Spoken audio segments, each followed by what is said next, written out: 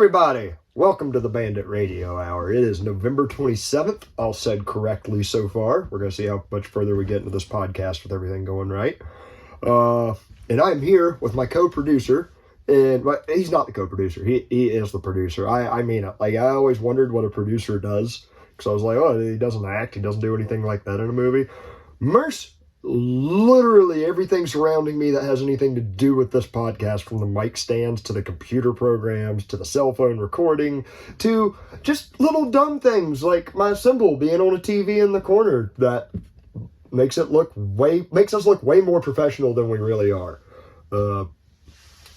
This is odd. However, thank all of you for listening and watching. Now we got some video coming in. That's what we're going to try to start doing. Yeah, Merce, has anything exciting been with your week, or is there anything new? Or let me ask you the basic question. How are you feeling and how are you sounding, Mr. Producer? I'm dying. His voice, everybody, is eradicated. It's gone. It got Thanos snapped out of existence. I've had the flu for like the last week, and I'm finally over the flu, but the voice is gone. You've had puberty. This is super puberty. It's airborne. It's maybe I'll finally get facial hair.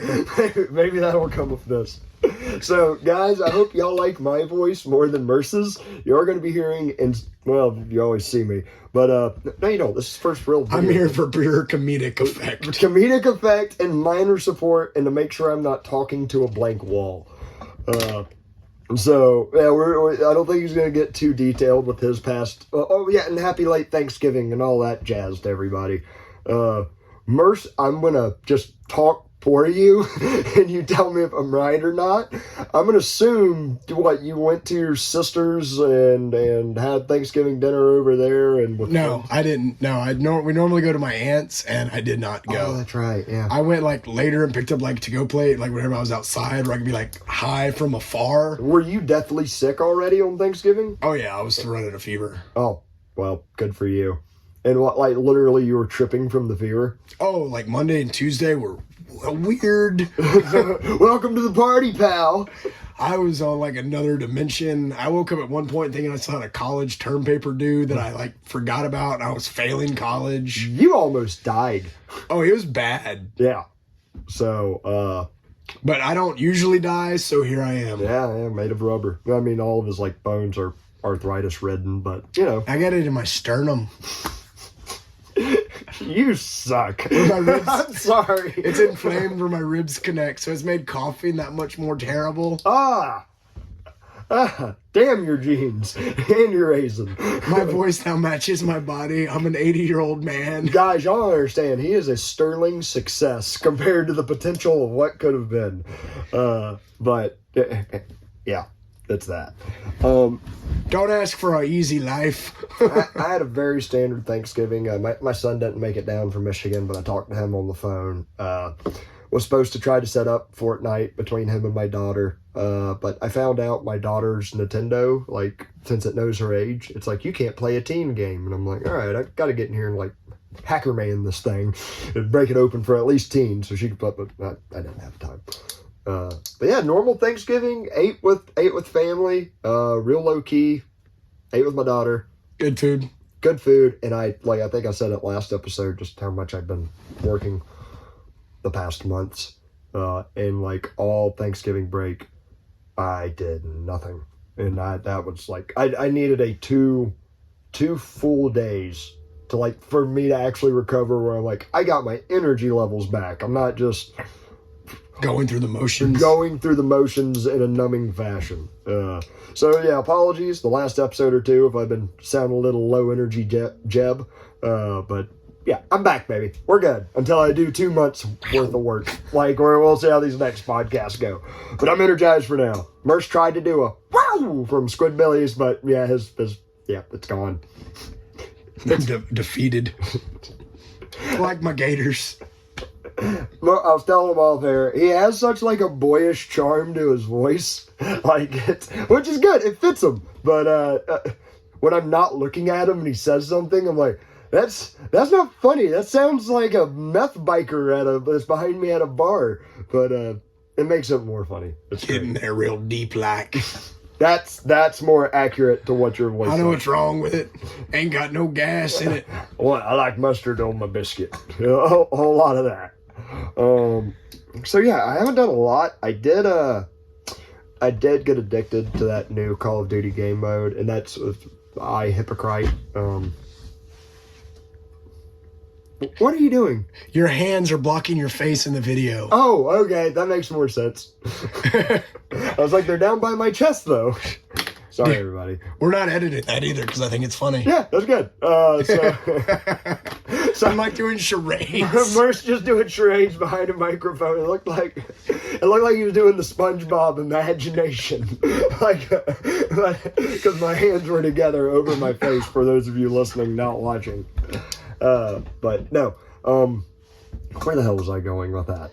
Boyish Charm, meth addicts, and then you went somewhere directly after that. That's where I was trying to get back to, but oh well, gone to the wind, lost. Oh, Call of Duty, nope, got it back. But I talked a little bit on the channel, on the show, how propagandized a lot of those messages are, whether intentional or unintentional, like one way or the other. I think intentional, but damn, the game modes are fun. They got this new one, DMZ, where it's like, if y'all are familiar with Battle Royales, sorry for the non-video game people, y'all just tune out for 2 minutes.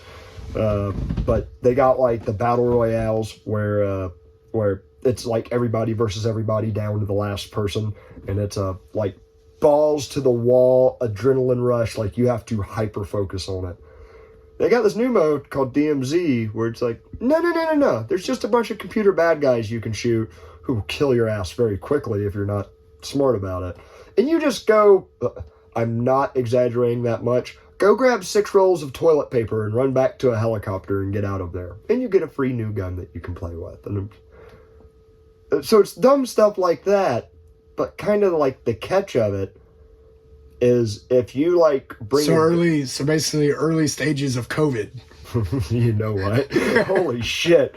Anybody that's played the game, there's a lot of analogies there. You get a tester to look for special sites that it's radiation, but you could be looking for flu.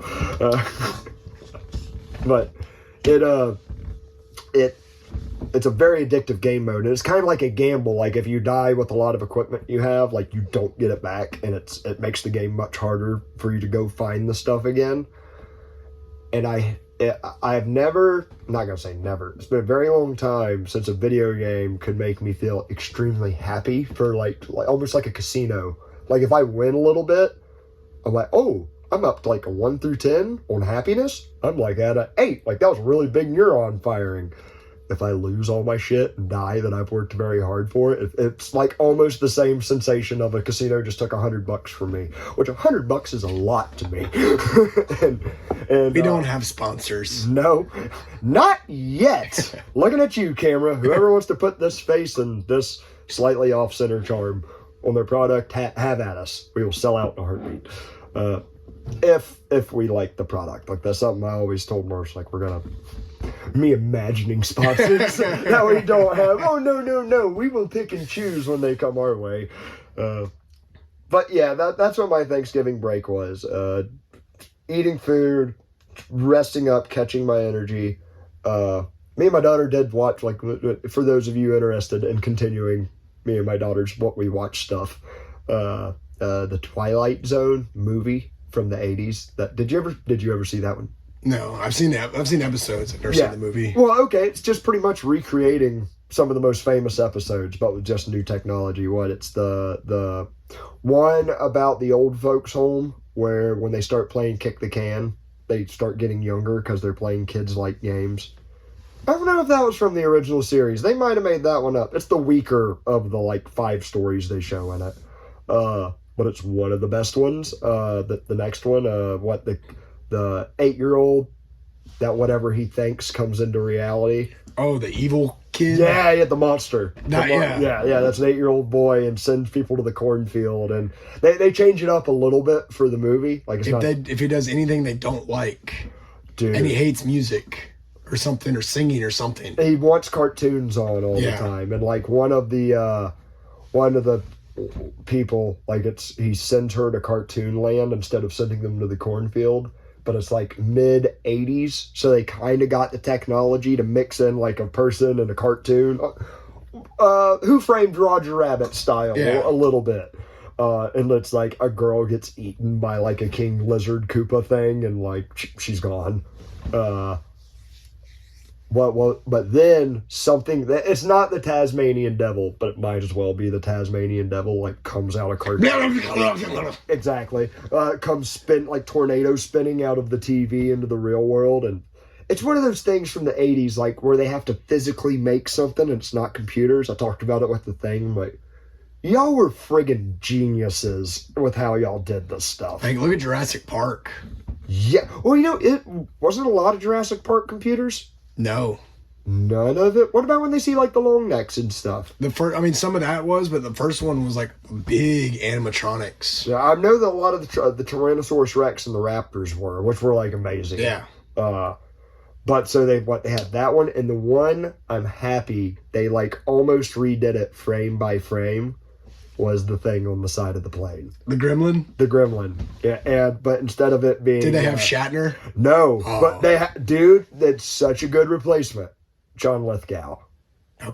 I wish I could place that in my head. Did you ever watch Third Rock from the Sun growing up? Okay, yes. That guy. Yeah. The alien dad from Third Rock from the Sun. And he's an underrated actor. Dude, he's great.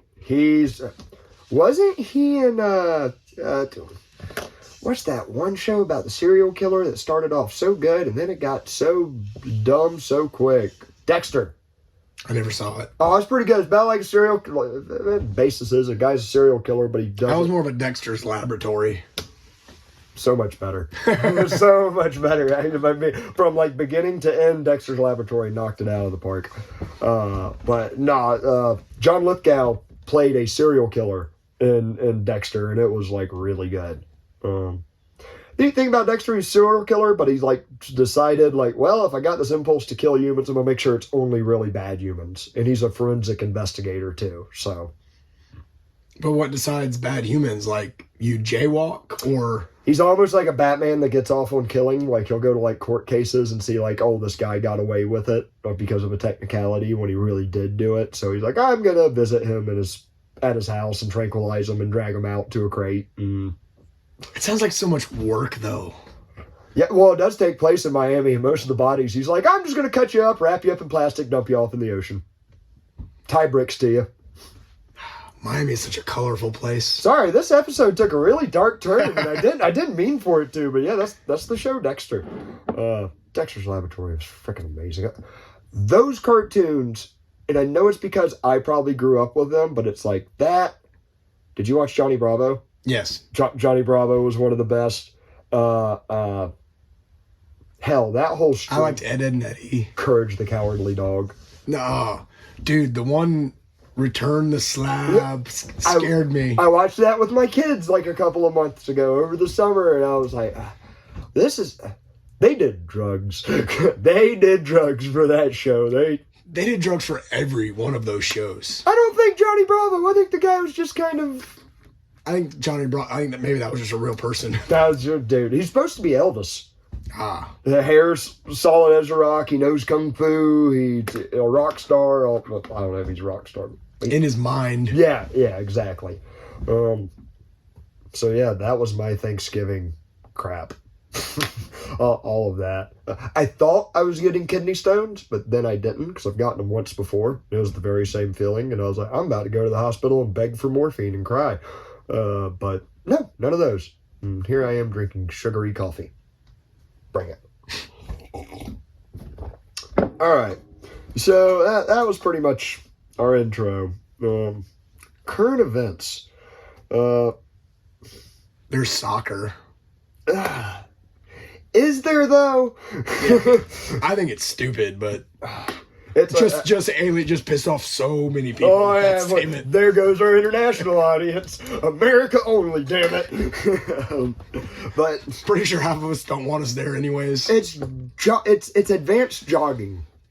Like there was all this hype about America versus England and to go 0-0. Yeah, did they tie? Yeah, I didn't even watch it, but an hour and not a point.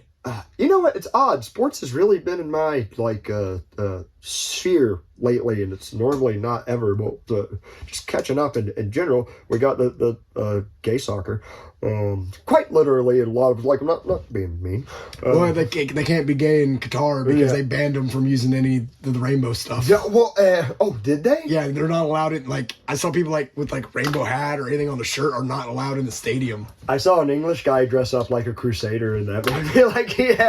I guess they were turning away people that were dressing like knights, but there were guys that wore jackets and took them off and had the big red cross on a white shirt, and I'm like, whoo, you're stupid or brave, buddy. And that's both.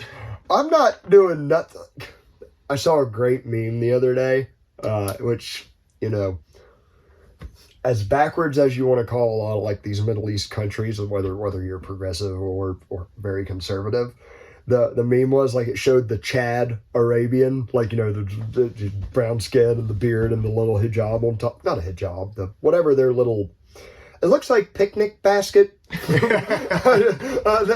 the basket, but the towel you lay down. Yeah. That's checker pattern. They always wear that on their head. The guy's wearing that, and he goes, "Hello, foreign Westerner that's bringing tourist money to my land. Welcome. Just please respect our laws." And then it shows the soy Wojak Westerner who's "Oh, I'm gonna do what I want. And there's nothing you can do." And they're "Okay, now you go to jail." just don't break our laws, dude.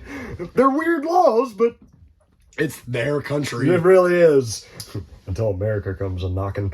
But hey, we'll get into that later. Is that oil I see? And freedom I smell.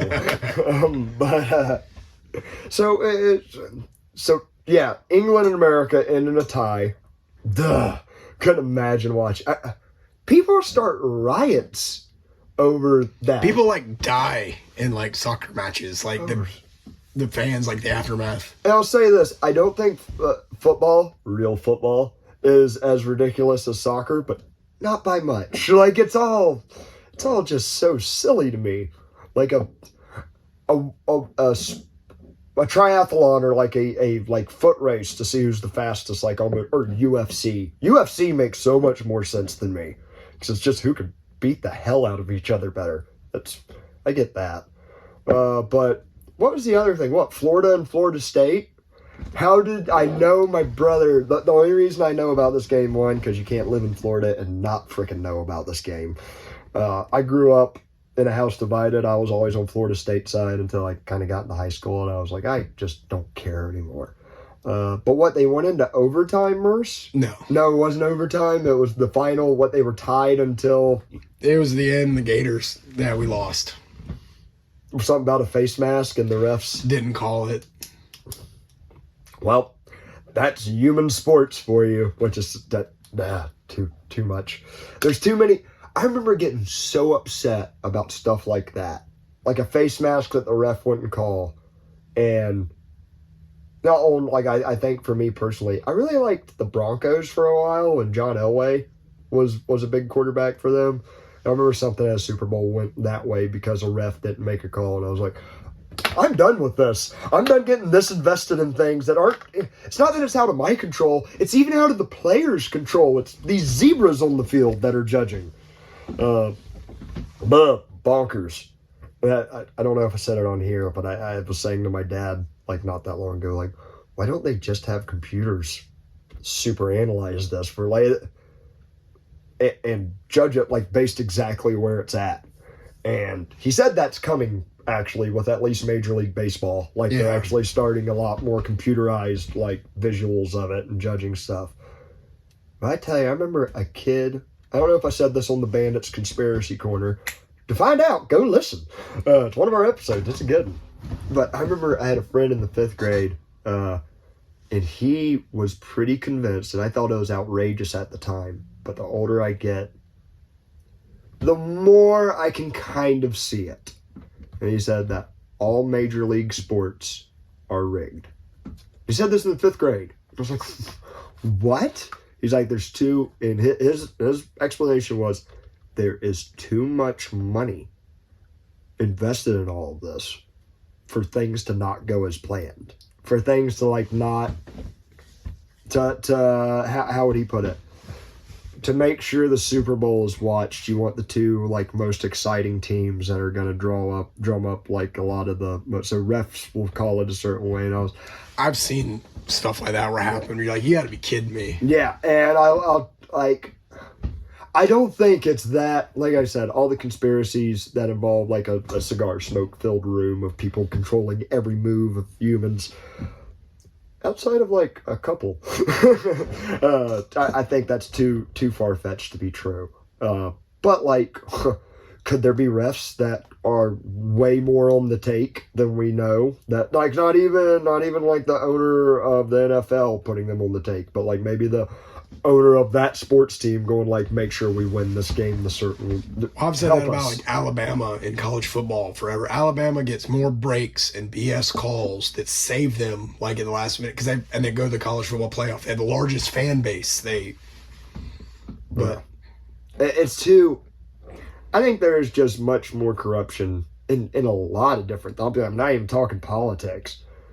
Businesses and in anything that makes money. In anything that makes money, in any, I'd say in many even more relationships than like not even like romantic. Like for there's friendly relationships where someone can screw somebody else. There's universe is wild, but pretty much when you boil this down far enough, it starts getting nutty. Talking about things getting nutty. Based commies. And I really mean that. If you follow my Twitter, you might have seen me like kind of talking a little bit about this recently. But, I think I've said a little bit of it before. I know I have. But I was thinking about it today, how there's been times where, like, growing up, I would hear someone, maybe not even, probably a communist, but someone way what I would have considered left-wing, talking about like back in the George W. Bush years, say stuff like, man, all these media centers are controlled pretty much by propaganda departments and by the CIA and stuff like that. That is nuts. There is no way that could be true. Stuff like the CIA started the crack trade and was a major influence on crack becoming a thing in the United States. What was another one? The U.S. empire is like one of the most, the country of the United States, one, is an empire, and two, is one of the more controlling empires ever in history. Like, I would hear that stuff back then, and I would instantly dismiss it, because I'd be like, that is bonkers. Here I am at 32 years old, I'm like, that stuff y'all were saying, now I'm convinced is pretty damn dead on. Now, I'm not sitting here saying I agree with communists on everything. I don't know, it's a red shirt you're wearing. It's an Old Spice shirt. Patent pending, trademark, whatever. Please sponsor. No, I don't think any of that worked. But now, do I agree with them on like everybody voting to see what the hell happens with everybody else? No, that sounds insane. But I say this because I'm more naturally conservative leaning, and I love flossing my brain on stuff I don't know about. And the two commies, and I'm pretty sure I know one as a commie, Birion on Twitter, Birion, and what was this beautiful thing he said? Where I get kind of into the Nick Fuentes thing, but he tweeted out, what's more dangerous? One guy that has mostly jokingly said some stuff about like the Nazis and the Holocaust and might deny it, might be in denial about some parts of it. Him and Kanye West meeting with Donald Trump, which might be a little bad. Or the fact that 50 of our congressmen and representatives, or over 50 senators, voted to send money to Ukraine, where there's active Azov battalions and stuff like that. Like, if you are a lefty, which one is of more concern to you about Nazis, like, moving around and stuff like that? And I see that, and there's another one called Caitlin Johnstone. I think I'm announcing it correctly. And she might not be a communist, but she's something in that realm of over yonder. And dude, some of these people have some of the absolute best anti-war, not even anti-war coverage, just war coverage. Like, based on my sources on the ground, here's what's going on. And if I may think they're wrong on a big chunk, and this is like kind of like my message to my conservative friends. Some of their stuff is wacky. But if you at least hear them out and don't dismiss... Now, I'm not talking about, like, propagandized shit libs. that like, fly... I'm not going to say everyone that flies the Ukrainian flags. There's some good people that just, I don't know, they're on that side. God bless them. However, God, there's a lot of idiots on all sides. Don't dismiss everything they say just because they're in this different camp. Because I really think that is how the powers that be want all of us to think. That if they are on this other side of this divide, of this river, of this, if they're in this on the other team, I have to dismiss everything they say. And I'm not even going to say both sides. I'm going to say all spheres kind of do this from, we're taught in school that there's a line of politics from left to right, but those of us that kind of in the millennial Gen X are a little above stage. No, there's also a up and down line of like authoritarian and libertarian, of like you can be as conservative as you want, but you can be as extremely authoritarian where you want to make everyone conservative, or you can be very libertarian about like, I'm conservative, but I don't give a shit what you do. Just don't bother me. And same with left. And however, me as like, I'm kind of a natural anti-authoritarian. I'm not going to say natural, because I was really, when I was younger, didn't know any better. But as an adult, I really lean that way. There's even stuff extremely authoritarian people say that, like, I don't need to dismiss them just because they're in this extreme other camp. It's really good to cut off the fat that you don't agree with, but get to the red meat of what they're saying.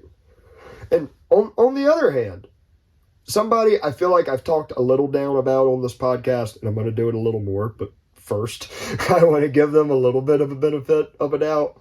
That's some of these conservatives I've seen recently, like Jordan Peterson. And don't get me wrong, I think Jordan Peterson might have helped more lost young men than a lot of other human beings. And that, like, on its face alone, the good that did, like, I read a good chunk of 10 Rules for Living Your Best Life, or whatever his book was, and I gleaned some good lessons from it. It wasn't, I don't look at it like a Bible like some people did. However, I don't think looking at it as something, not like a Bible, that's me making a straw man. Putting it in such high regards, I don't think that's a bad thing at all. Like, there's some really good life lessons in it. But I'm like, man, I gotta wake up at 5 o'clock in the morning. I can't make my damn bed. I gotta go, dude. I'm sorry. I'm not waking up at 4:45 to do this extra chore. Sorry, Lobster King. However, he had some really good parts and really helped out. I really believe he might have stopped some mass shootings. Well, like he reached those kind of people and like kind of brought them back from fringes. But there's this thing about some of these conservatives. I'm probably most critical of them because I'm like, I love good conservative values, and that's why it drives me crazy when famous conservatives, I feel like, don't own up to them all the way.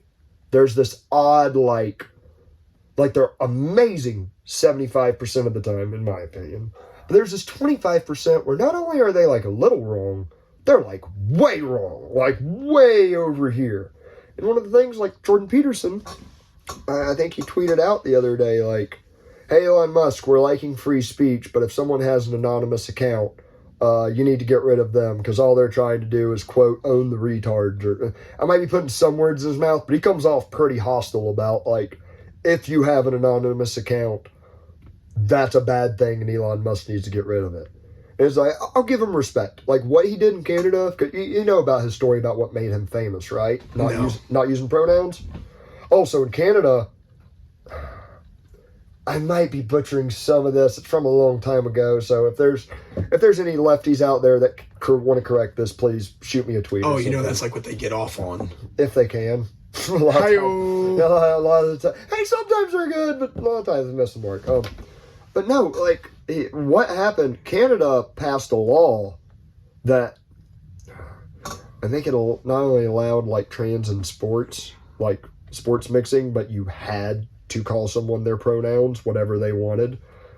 Maybe that was just his university's rule. Maybe it wasn't the Canadian government. I can't remember, but that was some part of the rule was you had to use people's pronouns. And how Jordan Peterson put it, said, if this is someone like I respect and I like, or even if I don't like them, if they're a standard person, I'll use whatever pronoun they want. But I'll be damned if someone's going to put a gun to my head and make me do this. Just to anyone that comes up to me, he's like, this is madness. And they said, all right, well, we're going to cut your pay, and then you'll do it. He goes, and like, he was like, no. And he said, if you come, and they were like, well, I think he had threats of being arrested for it. I might be totally wrong on that. Someone fact check my ass. For not calling a dude. Pretty much. Not even that, for just being forced to. Because from what I understand, he was very much like, I've had trans students that like, maybe not came up to him immediately and said, I'm a she, her or something, but was just like not a regular person. It's odd, and that's okay. God bless you, but like, they were like whatever in class about it. And he called them whatever they wanted. But he said, if y'all arrest me, I will go on hunger strike in prison, and I will not eat, and y'all will not make me do this or I will die. And that's what made him famous. That's what blew him up in the conservatives. And he himself will say, I can't quite remember how he put it, if he has more of a communal liberal attitude actually towards things, but he just believes in conservative like value, like it makes a better society for most people to be mostly, well, I'm paraphrasing what he would call conservative. However, like, so good on him for putting his name on the line and his reputation. And he did have kids. It's not like he was some single guy. Like, he had a family. Like, there was risk involved. But I think anonymity, at least until it gets violent or threats of violence or something like that, anonymity needs to be respected. Because, I mean, there's been great moments in history that we wouldn't have had without anonymity. And the reason I'm saying this, I think I said it earlier, Jordan Peterson pretty much telling Musk to either limit anonymous accounts on Twitter or get rid of them. But, I think of Martin Luther, whenever he was nailing his I'm redneck butchering it, but his problems with the Catholic Church, he would go up in the middle of the night and nail his list of them to a church door and then run away. And you got to remember, like, before him, he did it anonymously until enough people agreed with him. He was like, all right, now I can go public with this. 5 historians are losing their mind because I know I'm missing chunks of that. But to put it in perspective, like, not even 100 years before him, I think in Perfume, France or Germany or one of these places, a guy tried to do the same thing publicly, and they used hot tongs to pull his meat apart until he was dead. When I say his meat, I mean like his arms, his neck, his ribs, while he was tied to a post. So like, now, we're not as, some ways, barbaric as we were back then. But it's like, there are still repercussions that some people they would rather let the message get out on its own value without their name attached to it to see how they can do it. And it's like, man, I think there's a part of like, I think that should kind of be honored. Now, as soon as someone starts going off the rails about it and so all of society turns on them, like, I don't know, thinking about the worst crap on Twitter that's been around recently, like, yeah, make them get gone. But I think the cons outweigh the pros, or really censoring damn near anything. Now, I don't want to be like, I don't want to be too hard on him because, like I said, all the good that Jordan Peterson does. But it's like, man, you're so good on this 90%. But then this other 10%, you just, like, you not only do you miss the mark, you miss it so hard. Another one of this is Ben Shapiro, whereas the good of him owning the libs in colleges and stuff like that, I think it was needed. I think it was because, like, this was getting wacky. And he was the fire extinguisher that put a lot of that fire out. Gave some people some comeuppance. Not only like gave the other side some comeuppance, but I know at the time, as a guy who's more conservative leaning, I was like, all right, I'm not alone. There's actually someone speaking out against this. But then when he misses the mark on 25% of it, it's like, dude, you couldn't miss it any harder. And one of them we've talked about quite a bit, and I'm starting to get worried about talking about it, but it's the people that Mr. Kanye West got really pissed off. And yeah, it's just, that's like he misses the mark so hard on that 25%, or not even that, like American interventionism. Another one who's maybe not famous elsewhere places, but I guess he's Twitter famous, is that Jack Posobiec. He was the guy you shared last week about who was like, blood must be returned. He's a Polish American, and whenever the missile they thought was Russian hit Poland, they were like, oh, blood must be returned because we can trust the CIA and the FBI and all the media in this one. And like, he's so good at questioning them on everything else. But as soon as any of these centers of power just not even tilt, or not even like turn, but they just tilt in the direction of conservatarian or something, I'll even say this, there's a lot of libertarians that are this way too, that it's like, oh, the government did this one thing, we can really support them. And now, don't get me wrong, if there's a politician that's saying, like, I think the income tax rate should only be 5%, I think it'd be dumb to be like, oh, he's still using government to get our taxes. Like, no. All right, 5%. We'll take that. Please stop taxing us so much. So I'm really trying not to be a purist, but almost to the same degree of like that I was talking about with the commies, like, oh, they're on the other team, we can't take any of their points seriously. These people that are on your team, you still got to be critical of them. Got to where it matters, because principles, like, that's the important thing about principles. I know some people might think it's kind of heads in the clouds stuff, but they guide you through these events, through like as soon as that missile hit the Ukraine. And to be clear, as soon as that missile hit Poland, that was It was a Ukrainian like anti-air shooting at Russian missiles, and it misfired or something and went to Poland. Like, if you follow certain principles, you can smell this stuff, and you're like, maybe that happened, but I'm going to wait till some more comes out about it before I start saying we need to start World War III over this. So, and not only, like, whenever it's one thing to have an opinion on something, but then when they explain that opinion, it's like, what kind of liberal wonky crap is this? Like, it's a real weird, it's almost like they got a table and 3 of the legs are like the most sound legs, but then you just got this one that's a millimeter shorter, but every time you do anything on the table, you can feel that wobbliness to it. I say as my microphone wobbles on the trailer table stand that Merce has. But now let me be perfectly clear. A couple of people I am not talking about, as far as I know, is someone like Matt Walsh. He's the guy that made the What is a Woman documentary, where it feels like he doesn't own the libs. He tricks the libs into owning themselves, which is like, I don't agree with Matt Walsh on everything. But like, even the stuff I disagree with him on, I'm like, at least you make sense. Like, I don't agree with you, but like, I can see someone wanting to live their life that way, and it makes sense. Like, like he's really strong family values. He's big on the nuclear family. Like, every family should strive to be one man, one woman, a handful of kids. And it's like, I think life's a lot more complicated than that. Some people don't have that luxury, and some people don't want to live their life that way, and more power to them. But I'm not including him in this odd odd table setting thing I just made up on the spot. I'm not talking about him, and I'm not talking about the wonderful Alex Stein 99.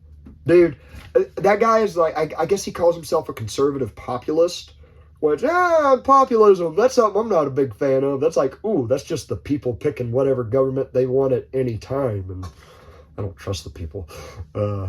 What's the meme with the Indian guy? The people are retarded.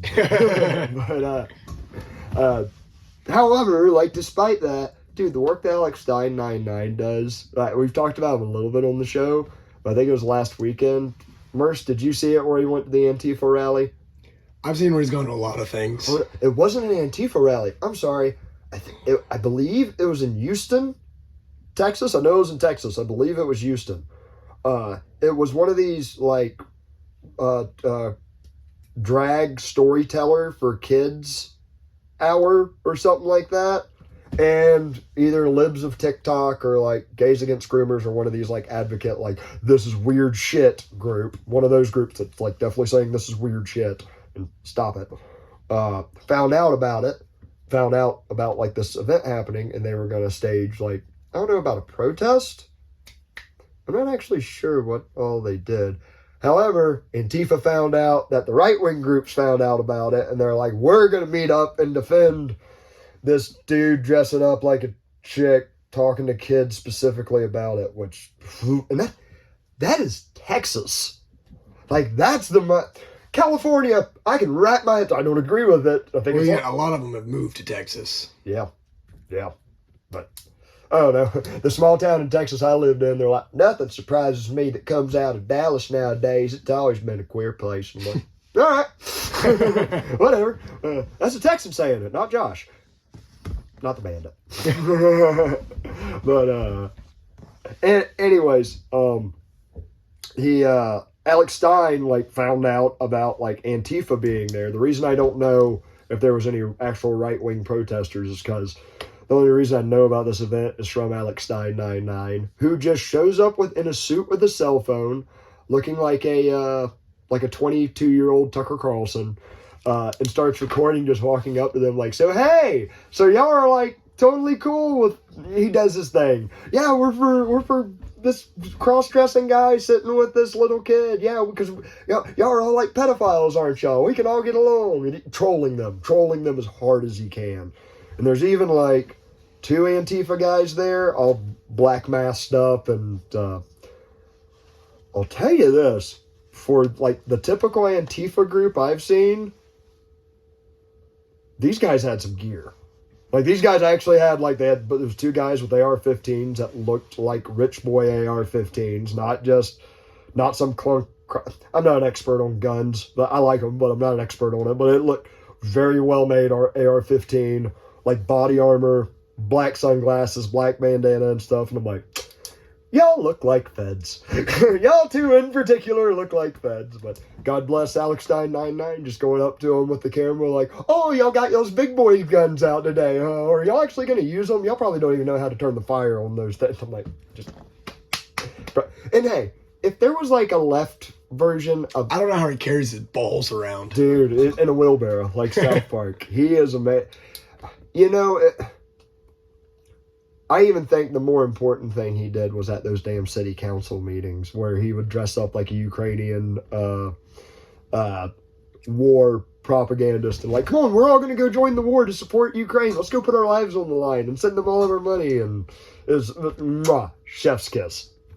So yeah, not including those wonderful people like that. And there's other people I've seen on like Twitter and like Sargon of Akkad. There's some good conservative voices. Tucker Carlson. Although, man, when he misses the mark, I'm even like, whoa. However, the good stuff is good. So just the main thing of that is try to be critical and receptive to about anybody of all stripes is what I try. Until they start fucking around with kids, that's where I draw a hard line. However, moving on to that and like from that, like kind of being skeptical and accepting or whatever. Oh my God, China. Looking at that side over there, they are getting rowdy. And China's doubling down harder to try to stop it. Dude, you see those videos of like people screaming from their apartment buildings, and I've seen them like welding the apartment shut. welding the metal doors shut, and dude, as bad as that is, and that's pretty bad. Our government wasn't that far away from that. Like, it didn't weld doors shut, but it sure... Because we have guns. Man, yeah, you know what? That's probably what stopped them from welding doors shut. Is that I think... No. But I think that... But I... A little bit of a black pill for everybody. It is my belief that, like, probably... I believe this since COVID. Probably like 80% of the guys that I hear that are like, yeah, try it over. Well, you'll have to try it from a cold, dead hands. Da, da, da, da. It's like, oh, the government put a gun in your face and said you can't go to church. Are you really doing something about it? Do you really still love the Constitution and all that patriot bravado of our founding fathers who died over this stuff? Or are you not them? And I think very, very few people actually are. However, I think if it got to the point of welding doors shut, I think that's where you was like, all right, I'm dying either way. Time to use my gun. However, the one thing that's been nice about China, the Chinese people. China. Nope. Nope. God bless them people, he tried. Now, excuse me. China. That's it. You gotta remember the thing about China is that a very small percentage of all the people there are the actual government. Like, that's what I try to remember about all these places is like the people that are ruling this and telling these people what to do is a very small fraction. Most of these people are probably like most of our people. They give shit less with what they're under. Just let them go to work and do whatever they want, besides real bad stuff. However, like, you know, they had Tiananmen Square, what was it, early 90s? Either late 80s or early, it might have been 1990. They had Tiananmen Square, which if you don't know the full story on that, that's the picture you might have seen online about the guy with like a shopping bag who's standing in front of a tank, like a row of tanks that are driving towards him. By the way, it's not just a picture. That's from a video. And God bless him, he stood there. And then a bunch of people got out of them tanks and drug his ass away and never to be seen again. Poor bastards. God bless them. But what that was, I believe Tiananmen Square was like a...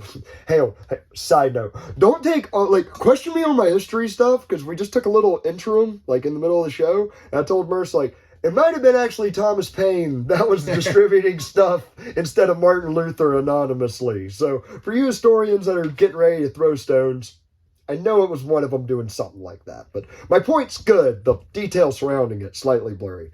Imagine that.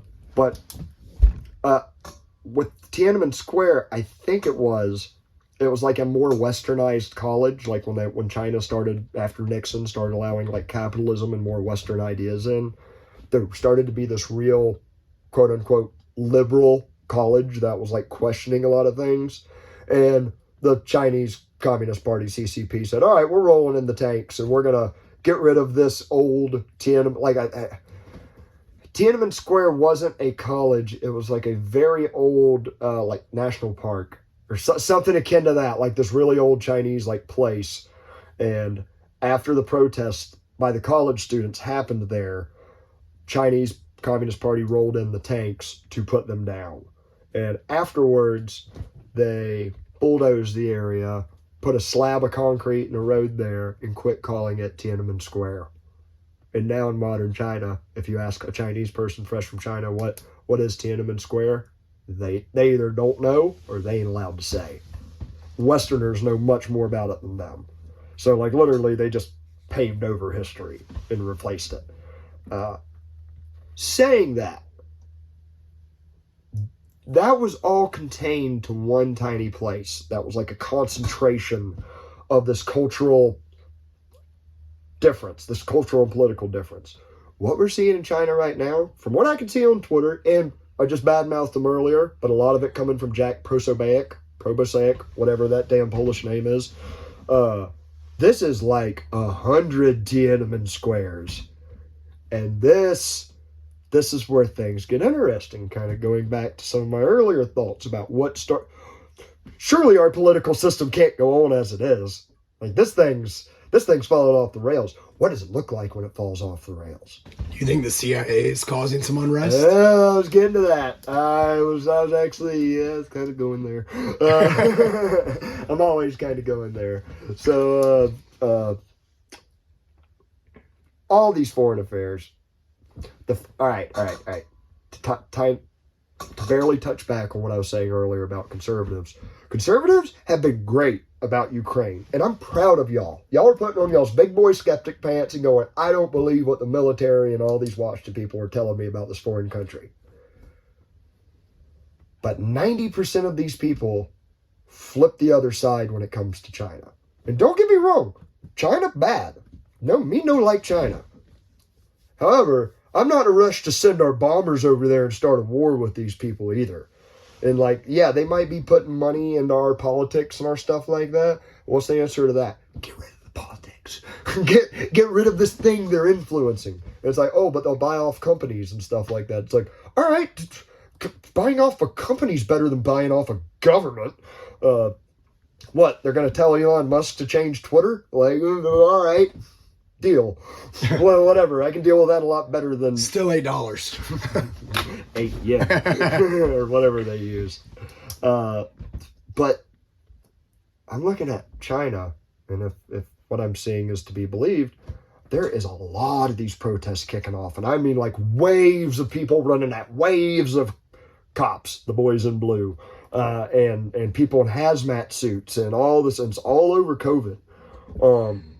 And I feel so damn bad for the people that are about to get thrown in a paddy wagon and never seen again.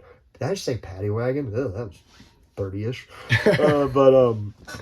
No, it's amazing watching these authoritarians try to take humanity and shove it into a bottle and put a cap on it and like so. And that almost sounds right when they start talking about, have you ever seen the big graph where it's like, we can't predict what one human can do, but if we get enough humans and group them and start measuring their decisions, there's a bell curve, and the top of this bell curve is what most people are going to do. And there is some logic to that, I think, when it comes to sales, when it comes to a lot of things in life. But when you start trying to control people based on that bell curve of like the biggest spike in the middle starts depleting to the outsides. And it's almost like yin and yang, or for every action, there's an equal and opposite reaction. You want to wage a war on drugs? Drugs is going to wage a war on you. Like, it's the same with, like, how the reason I connect those two dots with the Bandit's brain. How I look at the war on drugs is the exact same thing as the Chinese Communist Party telling someone you can't go here and buy this thing. It's like, oh, humans start figuring out ways around this. But the ways they have to figure out around this become increasingly, for lack of a better term, evil. They become more what we think of as black market and all the bad stuff associated with it. And don't get me wrong, there is bad stuff on the black market. But there's also great stuff on the black market. One of the prime examples is like blue jeans and rock and roll CDs in communist Russia that were illegal, but people still bought them and traded them. Raw milk is a black market commodity. I mean, whatever floats your boat. But in China, think about how totalitarian they've been the past, 70 years? Which I'm sure there was a lot more totalitarian stuff way before that. Probably, maybe even more so. But it's like, they're about to have a reaction. So with our stuff, what I can glean from that and watching their reaction unfold, I think maybe our government knew to kind of let the pressure out a little, like, ooh, this is getting too much. It's not, maybe it wasn't even a plan. Maybe it was like, let's see how far we can push them until it gets rowdy. Then squeak everything down. You know, if before we were at a 3, they cranked it up to an 8. And realized we were starting to get rowdy and go, all right, let's crank it back down to a 5. And now they're still They still got more control. And at this point, I really don't know and I don't know which thought is more horrifying, is that it's one group controlling it or a collective of groups trying to seize power in their own way, or if it's just like some train that we've let run away. That is just, there's almost no slowing it down, because even if you get rid of hypothetically, not saying anybody do this, if you get rid of Klaus Schwab's, Bill Gates, everybody at the top of your conspiratorial list, does a new guy just fill the hole and keep putting money on the train to keep making it go faster? And I think either way, you have to figure out a way to get rid of these structures that support the machine. And that, damn, that's a hard thing to figure out how to do. Let me rephrase that. There is no one way to figure out how to do that. That's like one of the biggest messages I want to get across with there's not one way to do anything. For every individual, there's an individual way to do it. And none of it, I pray to God, has to be like violent. Like, just make it like, I'm going to do my best to find some way to stop paying taxes. Maybe not that. Maybe stop buying from a greedy corporation. And figure out some way in your life to do it. And if we all do that, not even all of us, not even most of us, if just a big enough sliver of us do it, that's much more obtainable than winning some 52% of a democracy. Like, if just each in our own way move away from these power structures, it makes those structures at a minimum bend to like, oh no, I want you back. And make them bend harder and harder until they break. And everyone sees the fault in them. However, if you Machiavellians out there have any better ideas to counter me, if you don't know, I'm sorry, I used a big word. It's a big word I know because I listen to podcasts a lot. A Machiavellian is a guy that gets power by any means necessary and actually believes there is more order and good in that than bad. Like, the world is a worse place if we don't try to do that, which I don't believe. That sounds pretty nasty. I hope they're not right. I mean, dude, and here's the crappy thing about, not just your dumb edgelord 13-year-old that read a book and went oh man, life's nihilistic and bad, so I'm just going to be like this the rest of my life. No, there are some actual smart people that are in that camp. It's almost like what I said about smart people being Catholics. Like, why do you believe this stuff? And then they'll explain why they believe it. You're like, damn it, that sounds very convincing. That's scary that sounds convincing. I don't like it. But, I might be naive. And I don't think you have to even believe in a God to believe this. But I believe in a God. And I think if he kind of made me in his image, I don't think that's what most God-believing people did. He gave us things like laughter and jokes. And he gave us things like sympathy, which ain't universal. Not everybody has it, and at different times there might have been different levels of it. But even if there ain't a God, I mean, that humans having that right there, you can leave God out of it one way or the other. I think there's a reason for that.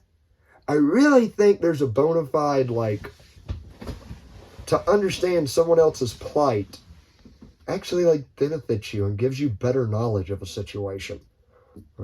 Also drive you freaking crazy and make you start a podcast. So might be out to lunch on that. People, I have been rambling a lot because Merce cannot. That was neat. Hi-oh. Merce, any parting final thoughts for the podcast? Take your vitamins, kids. Next time on Bandit's Health Circle. Nah, guys. But hey, thank y'all for listening. Thank y'all for watching. There's something new we're doing. We're always trying to get bigger and better. Maybe season 2 never ends and we just keep going. It's at the very beginning, I thought about that. I was like, are we sure we want to do seasons? But we're doing them, damn it. We're a hit sitcom.